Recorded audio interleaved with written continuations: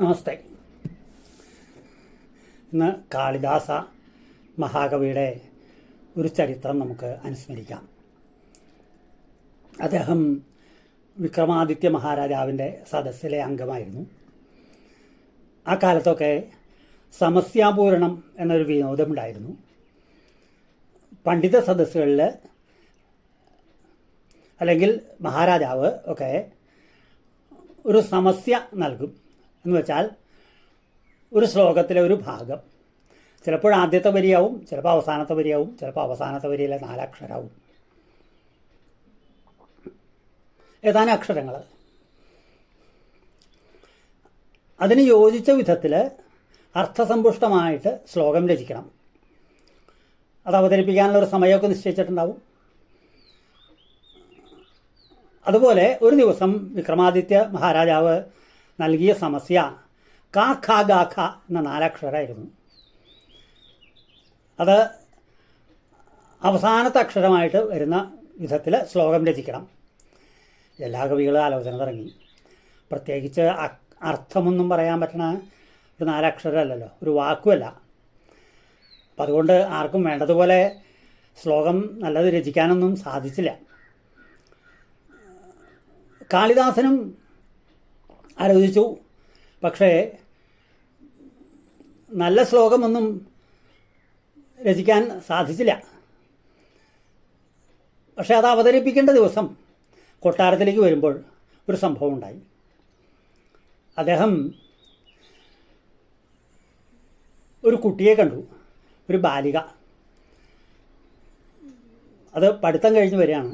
പഴയകാലത്ത് കുട്ടികളൊക്കെ ആശാന്മാരുടെ ഗൃഹത്തിൽ പോയിട്ട് പഠിക്കുകയാണല്ലോ പതിവ്. ഇന്നത്തെ പോലെ സ്കൂളും സൗകര്യങ്ങളൊന്നും ഇല്ലല്ലോ. അങ്ങനെ പഠിത്തം കഴിഞ്ഞ് വരികയാണ് ആ കുട്ടി.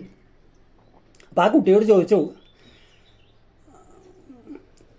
കാത്വം ബാലേ, അക്കാലത്തൊക്കെ സംസ്കൃതത്തിലൊക്കെയാണ് വർത്തമാനം പറയുക, നീ ഏതാ കുട്ടി? അപ്പോൾ അത് മറുപടി പറഞ്ഞു, കാഞ്ചനമാല, ഞാൻ കാഞ്ചനമാലയാണ്. അപ്പോൾ കവി ചോദിച്ചു, കസ്യാപുത്രി, നീ ആരുടെ മകളാണ്?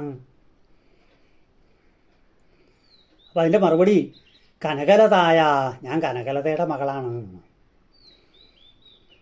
അപ്പോൾ കവി വീണ്ടും ചോദിച്ചു, കയ്യിലെന്തോ കണ്ടിട്ട്, കിം തേ ഹസ്തേ, നിൻ്റെ കയ്യിലെന്താ?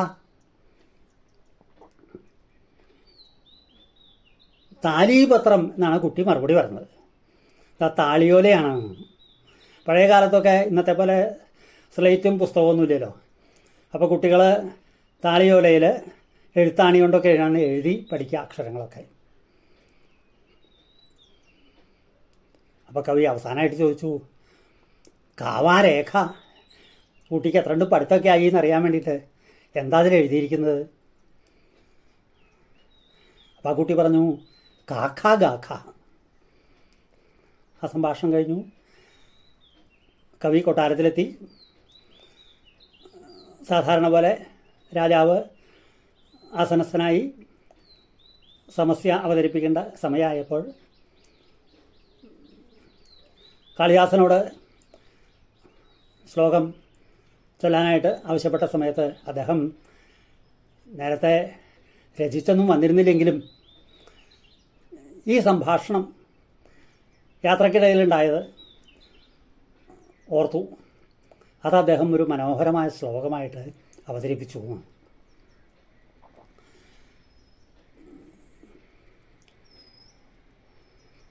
കാത്വം ബാലേ കാഞ്ചനമാല, കസ്യാപുത്രീ കനകലതായ, കിം തേ ഹസ്തേ താലീപത്രം, കാവാരേഖ കാഖ ഗാഖ.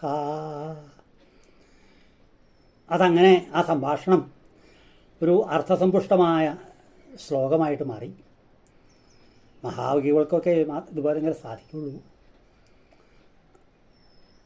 അദ്ദേഹം അങ്ങനെ ആ സമസ്യ പൂരിപ്പിച്ച് സദസ്സിലെ എല്ലാവരുടെയും രാജാവിൻ്റെയും ഒക്കെ പ്രശംസ പിടിച്ചു പറ്റി എന്നാണ്.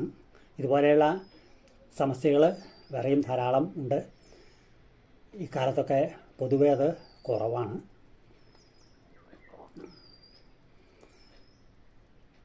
കാളിദാസൻ്റെ ഈ ചരിത്രം ഇഷ്ടമായിട്ടുള്ളവർ മുൻപ് പറഞ്ഞതുപോലെ സബ്സ്ക്രൈബ് യെസ്, ഷെയർ അതും യെസ് തന്നെ, ലൈക്ക് അത് അതിൽ എല്, കമൻറ്റ് അതിൽ സി, അപ്പോൾ 4 കൂടുമ്പോൾ SSLC ആയി. അത് ചെയ്ത് എല്ലാവരും പ്രോത്സാഹിപ്പിക്കുമല്ലോ. വീണ്ടും കാണാം. നമസ്കാരം.